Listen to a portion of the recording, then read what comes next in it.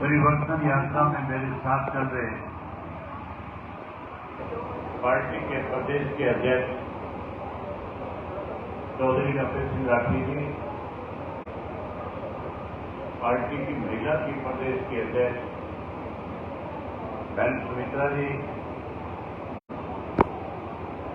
जिला के अध्यक्ष भाई सरदार बलविंदर सिंह कैरोल जी, पार्टी की प्रदेश की महिला की महासचिव श्रीमती सुनैना चौटाला जी, वाणा हल्का के और जिला फतेहाबाद के पार्टी के सभी पदाधिकारीगण, बहुत ही मान और सम्मान के योग गांव टीवी के आदरणीय बुजुर्गों, नौजवान साथियों, सम्मान के योग्य माताओं, बहनों, पत्रकार छायाकार दोस्तों, मैं सबसे पहले आपका इस बात के लिए आभार व्यक्त करता हूं कि परिवर्तन यात्रा जैसे ही टीवी गांव में पहुंची, आपने फूल मालाओं के साथ, आतिशबाजी के साथ, गगनभेदी नारों के साथ जहां परिवर्तन यात्रा का स्वागत किया, अभिनंदन किया, वहीं आपने मेरे साथ जो परिवर्तन यात्रा में चल रहे मेरे साथी हैं, उन सबका बहुत हौसला बढ़ाया। इसके लिए मैं आप सबका बहुत बहुत आभार व्यक्त करता हूं। और जो हमारे देश के प्रधानमंत्री ने किसान के साथ वायदा किया था कि अगर देश में हमारी दोबारा सरकार बनी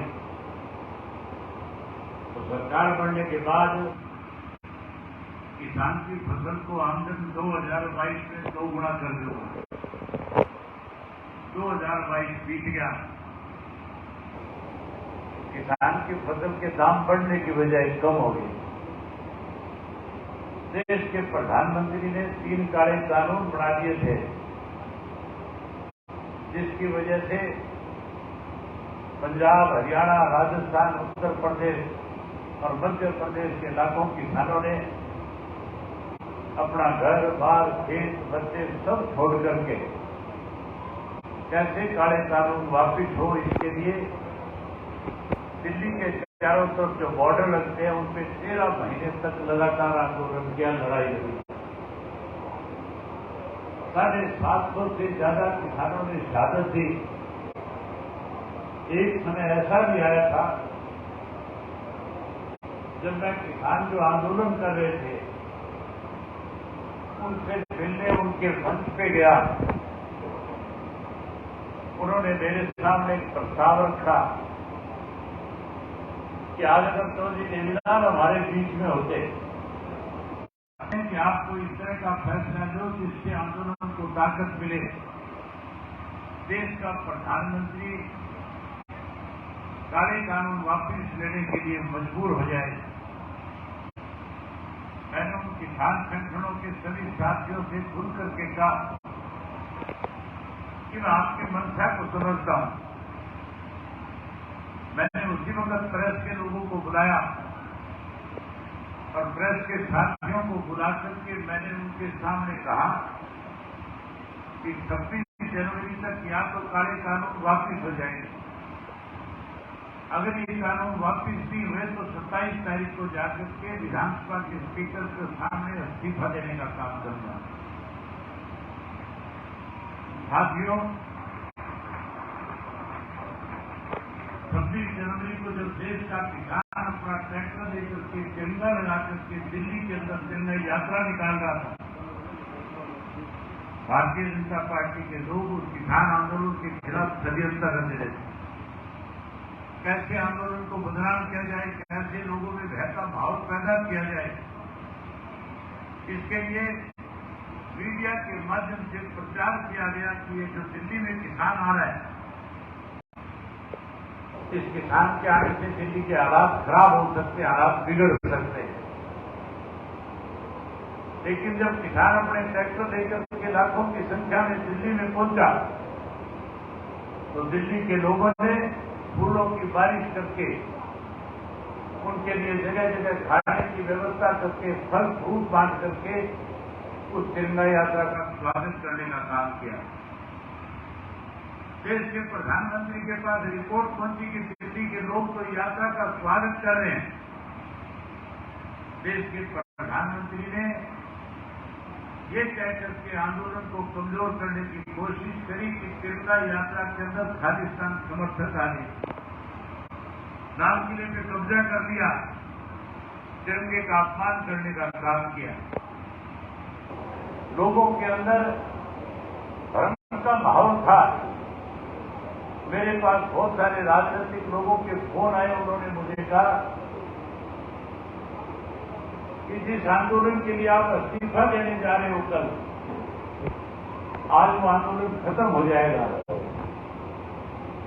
मेरे को जो फोन करने वाले लोग थे, मैंने उनसे एक ही बात कही कि अगर आप किसान के घर में पैदा हुए हो, अगर आपको देश के किसान की चिंता है, तो आप लोगों को मुझे इस तरह की राय देने की बजाय आपको भी मेरे साथ चल करके विधानसभा के अध्यक्ष के सामने इस्तीफा देना चाहिए, ताकि किसान को ताकत मिले। मैंने किसी बात की चिंता और परवाह किए बिना 27 तारीख को सुबह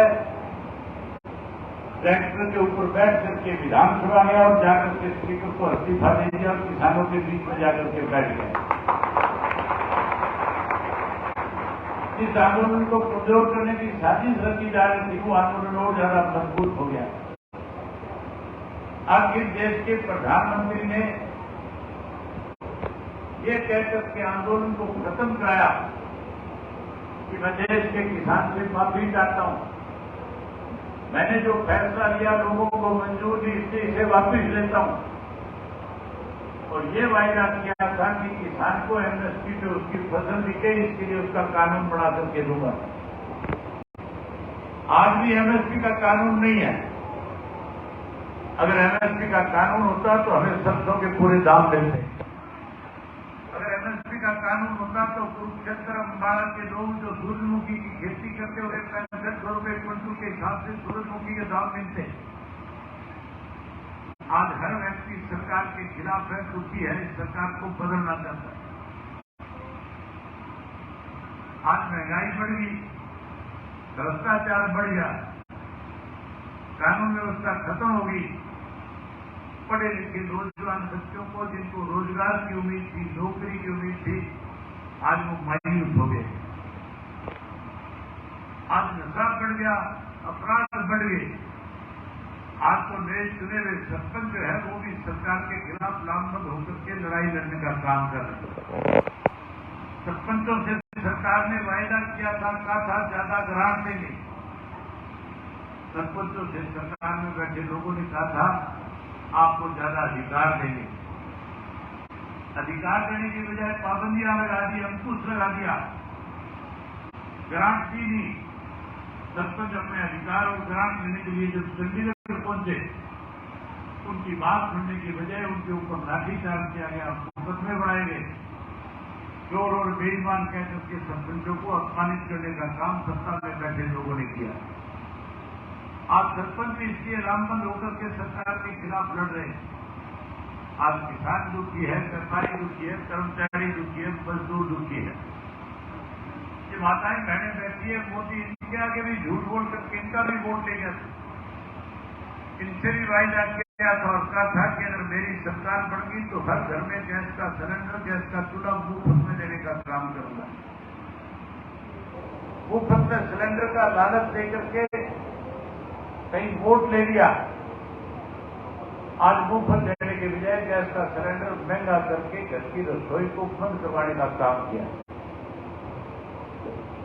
वहीं इसके साथ साथ आज सरकार ने इस किस्म के निर्णय लिए जिससे आने वाले समय में किसान के सामने और बड़ी परेशानी खड़ी हो जाएगी।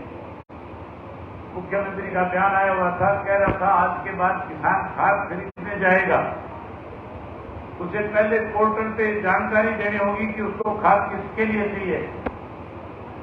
अब तो खाद भी पोर्टल के माध्यम से मिलेगी। जहां साथियों खाद पोर्टल के माध्यम से देने की बात कही, वही एक परिवार पहचान पत्र बना करके बुजुर्गों की पेंशन काटने का षड्यंत्र सरकार में बैठे लोगों ने रचा। जहां बुजुर्गों की पेंशन काट ली, वहीं उसके साथ साथ गरीब आदमी को जो पीड़ा कार्ड के माध्यम से छोटी मोटी मदद मिलती थी, उसका पीड़ा कार्ड काट करके मदद बंद कर दी। किसान से कमजोर से, गरीब से, मजदूर से ये कह करके 1100 रुपया लेना शुरू कर दिया कि जिस किसी का भी बैंक में अकाउंट है, जिस किसी का बैंक के अंदर खाता है, जिसका आधार कार्ड बना हुआ है, वो पैन कार्ड के साथ आधार कार्ड को लिंक कराओ। और जब उसको लिंक कराने जाते तो 1100 रुपये ले लिए जाते हैं। 1100 लेते हैं कि नहीं लेते हैं आजकल? 1100 ले रहे हैं। मैंने जब पूछा मुख्यमंत्री से कि किस लिए ले रहे हो, इससे किसको क्या मिलेगा, कहने लगा सरकार का फैसला है। मैंने कहा मुख्यमंत्री जी, सरकार के जो फैसले होते हैं लोगों के हितों के लिए किए जाते हैं। आप लोगों को लूट रहे हो, परेशान कर रहे हो, आने वाले समय दिखाएंगे। ये परिवर्तन यात्रा चौधरी ओम प्रकाश चौटाला ने इसीलिए शुरू करी है कि सरकार के लिए वे गलत फैसलों की जानकारी लोगों को दी जाए। कैसे बीजेपी जेजेपी की सरकार बनने के बाद पिछले 8.5 वर्ष से इस प्रदेश को इन्होंने लूटा, उसके बारे में विस्तार से बताया जाए। अगर मैं उसकी विस्तार से चर्चा करूंगा तो बहुत लंबा समय लग जाएगा। ये सरकार बनने के बाद अनेक घोटाले हुए। सबसे पहले धान का घोटाला हुआ, फिर शराब का घोटाला हुआ, उसके बाद रजिस्ट्री का घोटाला हुआ। कोरोना काल के दौरान सरकारी दवाइयां जो खरीदी गई, उसके अंदर 480 करोड़ रुपया सत्ता में बैठे लोग खा गए। भू माफिया खड़ा कर दिया, खनन माफिया खड़ा कर दिया। आज हर आदमी सरकार को बदलना चाहते हैं। आप भी बदलना चाहते हो कि नहीं बदलना चाहते? आप भी बदलना चाहते हो तो मेरे साथ हाथ खड़ा करके बताओ कि बदलना चाहते हो। आप इस सरकार को बदलना चाहते हो। चौधरी ओम प्रकाश चौटाला ने यात्रा जब शुरू करी थी तो हजारों लोग थे और उनके सामने खुल करके कहा था कि अगर लोग परिवर्तन करेंगे, सरकार को बदलेंगे, चौधरी देवीलाल के नीतियों की सरकार अगर प्रदेश में बनाएंगे तो हमारी सरकार बनने के बाद सबसे पहले जो 1100 रुपये आप सरकार में बैठे लोग आपसे दे रहे हैं, ये पैसा ब्याज के समेत आपको लौटाने का काम करेंगे। आज ये पैसा वापिस करेंगे। वही बीजेपी वाले कहते थे कि हमारी सरकार बनने के बाद हर घर से एक व्यक्ति को काम दे देंगे। आज पूरे प्रदेश के अंदर हर व्यक्ति हर घर से एक काम पे लगा हुआ है। बीजेपी ने अपना वायदा पूरा किया, जहां इस वायदे को पूरा किया वही लोगों को परेशान करने का काम किया। आज हर घर से एक आदमी सारा दिन कोई ना कोई पोर्टल, कोई ना कोई कार्ड बनाने के चक्कर में सुबह निकलता है, शाम को घर आता है। सारा दिन कागज इकट्ठे करता है, फोटो सेट वाली दुकान पे खड़ा रहता है। आज सब लोग इससे परेशान हैं। चौटाला साहब का फैसला है कि हमारा राज बनने के बाद जितने पोर्टल, जितने कार्ड इन्होंने बनाए हैं, ये सारे खत्म करके केवल राशन कार्ड एक रखेंगे, जिससे लोगों को सारी सुविधाएं देने का काम करेंगे। जहां ये पोर्टल बंद करेंगे, कार्ड खत्म करेंगे, वहीं उसके साथ चौधरी देवीलाल के द्वारा दी गई बुढ़ापा पेंशन जो 100 रुपये उन्होंने शुरू करी थी, शुरू हुई थी, उसको 7500 रुपया महीना करके आपको देने का काम करेंगे। वहीं हर घर से पढ़े लिखे रोजगार बच्चे को, चाहे बेटी है बेटा है, उसको रोजगार और नौकरी देने का काम करेंगे। चौटाला साहब जब मुख्यमंत्री थे, कोई गांव हरियाणा का ऐसा नहीं है जिस गांव से 2, 4, 5, 6, 10 पढ़े लिखों को रोजगार और नौकरी ना मिली हो। तुम्हारे टिकरी गांव में भी मिली होगी नौकरी। नौकरी लगे थे कि नहीं लगे थे? चौटाला साहब के राज में सब नौकरी लगे थे, लेकिन पिछले 10 साल कांग्रेस का राज था। 8.5 वर्ष से बीजेपी का जेजेपी का राज है। किसी भी गांव से किसी भी एक पढ़े लिखे नौजवान को रोजगार नौकरी नहीं है। कोई अगर नौकरी लगाए तो पैसे दे करके लगाए। सरकार की तरफ से किसी को इस तरह की सरकार की तरफ से किसी को नौकरी नहीं मिलेगी। आप साथियों, जहां पढ़ा लिखा नौजवान दुखी है, हम उस पढ़े लिखे को रोजगार देंगे, नौकरी देंगे। जो रह जाएगा नौकरी से उसे मायूस नहीं होने देंगे।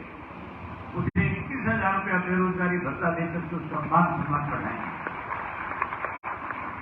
ये हमारी माताएं बहनें बैठी है। गैस का सिलेंडर मुफ्त में मोदी ने देने का वायदा किया था। चौधरी ओम प्रकाश चौटाला मुख्यमंत्री थे, 275 रुपये में गैस का सिलेंडर मिला करता था। आज उस सिलेंडर की कीमत बढ़ करके 1200 रुपये हुई। कांग्रेस ने 400 का किया था। कांग्रेस ने भी महंगा किया और कांग्रेस के साथ साथ बीजेपी ने उसे और महंगा करने का काम किया। आप सरकार बढ़ाओ, आप सरकार बढ़ाने में बहुत बड़ी भूमिका निभा सकती है।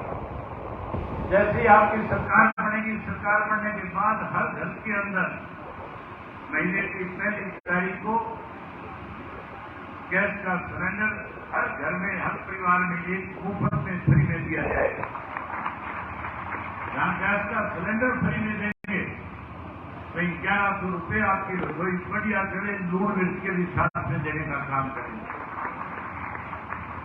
गरीब आदमी का पीड़ा काट दिया। गरीब आदमी के सामने बहुत सारी दिक्कत और कठिनाई खड़ी कर दी। जहां आपने पहले गरीब आदमी की मदद करी थी, आने वाले समय में जहां पीले कार्ड से और ज्यादा सुविधाएं प्रदान करेंगे, वही 100 गज के प्लाट लेकर के उस पर मकान बना करके गरीब आदमी को चौधरी देवीलाल के नाम से आवास योजना शुरू करके गरीब की मदद करने का काम करेंगे। साथियों, ये जो परिवर्तन है, ये परिवर्तन आप गांव में बैठे बैठे, घर में बैठे बैठे जा सकते हैं। इसके लिए कोई जद्दोजहद करने की जरूरत नहीं। परिवर्तन तो जब सुबह सवेरे उठते हो, एक दूसरे से मिलते हो, एक दूसरे का मान सम्मान करते हो, राम राम करते हो। जब एक दूसरे को राम राम करो तो उसके साथ कहना शुरू कर दो, परिवर्तन करो। क्या कहना शुरू करोगे? परिवर्तन करो। कोई कांग्रेसी मिल जाए, कोई बीजेपी वाला मिल जाए, उसे 3 बार को परिवर्तन करो, परिवर्तन करो, परिवर्तन करो। जेजेपी तो खत्म होगी या रह रही है तुम्हारे गांव में भी? क्यों भाई, मैं आपसे पूछ रहा हूं, जेजेपी खत्म होगी कि है अभी तक? जेजेपी खत्म होगी। इसलिए खत्म होगी कि उन्होंने चौधरी देवीलाल का फोटो लगा करके लोगों के सामने झूठ बोला था। आज उनका असली चेहरा लोगों के सामने आ गया, इसलिए लोगों ने उनको छोड़ने का काम किया। जो कोई एक आधा साथी आज भी जेजेपी की बात करता है तो उससे कहना चाहूंगा, 3 पीढ़ियों से चौधरी देवीलाल की नीतियों में विश्वास करके आपने राजनीति करी। नई स्थिति से फिर से इंडियन नेशनल लोकदल पार्टी में आओ, हम आपको वही मान सम्मान देंगे जो पहले पार्टी में आपको मिला करता है। जहां कोई बीजेपी वाला, कांग्रेस वाला मिले, उसको 3 बार कहो, दिन में 20-30 बार मिले, हर बार यही बात दोहराते। जब 150 बार उसके कान में ये बात जाएगी तो घर जाकर के घरवाली ये नहीं कहेगा चाय बनाओ, खाना बनाओ, फिर वो भी कहेगा परिवर्तन करो, परिवर्तन करो, परिवर्तन करो। परिवर्तन आ जाएगा तो नहीं आ जाएगा? जब परिवर्तन आएगा तो सरकार आपके द्वारा कार्यक्रम लगाएगी, और जहां सरकार आपके द्वारा कार्यक्रम लगा करके सरपंचों को पहले जैसे ग्रांट दी जाती थी, उसी तरह से ग्रांट देंगे। करोड़ों रुपया गांव में खर्च करके गांव का विकास कराएंगे, गांव में अच्छे स्कूल बनाएंगे, अच्छे अस्पताल बनाएंगे, गांव के लोगों के लिए पीने के पानी का स्वच्छ का प्रबंध करेंगे। वही चौधरी देवीलाल के नारे को साकार करेंगे, बिजली पानी का प्रबंध करेंगे, भ्रष्टाचार खत्म करेंगे। भ्रष्टाचार करने और फैलाने वाले लोगों को जो आज प्रदेश को लूट है, इनको जेल की सड़कों के पीछे भेजेंगे। वही साथियों, 24 घंटे बिजली देकर के किसान की खेत की अच्छी फसल पके, किसान परेशान ना हो, इसलिए 24 घंटे बिजली देंगे। नहर का पूरा पानी देंगे। आज तो बिजली की हालत ऐसी है, मीटर जो घरों के अंदर लगे हुए थे कार लगा दी।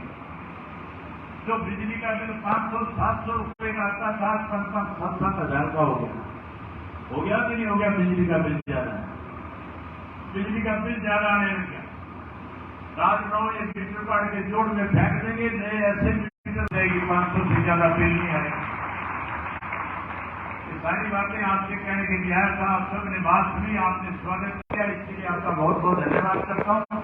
दोपहर में यात्रा का ठहराव आपने अपने गांव में रखा है, वहीं सबके खाने का प्रबंध आपने किया है, इसके लिए आपका बहुत धन्यवाद करता हूँ। आपसे उम्मीद करूंगा कि आज के बाद जब भी एक दूसरे को मिलोगे, जरूर आपस में ये कहोगे कि परिवर्तन करो। बहुत धन्यवाद।